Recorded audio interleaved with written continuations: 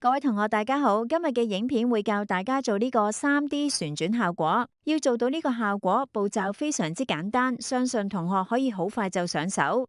首先，我哋要喺 Format Background 到撳 Picture or Texture Fill，然後插入圖片。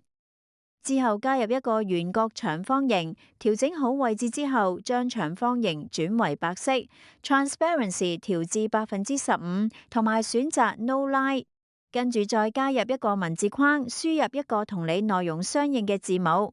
呢一頁嘅內容關於春天，所以我會輸入 Spring 嘅字母 S。鍵盤 Ctrl D 複製呢一頁。因為我嘅主題係四季，所以會先將每一頁嘅背景圖片同埋字母改為唔同嘅季節。鍵盤撳 Shift 先選取長方形，再選取文字。喺 Shape Format 嘅 Merge Shapes 入面揀 Combine 或者 Subtract 都可以做到我哋要嘅文字鏤空效果。其餘幾頁都係咁做。跟住我哋可以為每一頁加入相應嘅文字內容，同埋自行調整字體大細、顏色、粗幼度。最後喺 Transitions 度揀 Rotate， 再撳 Apply to All 就完成啦。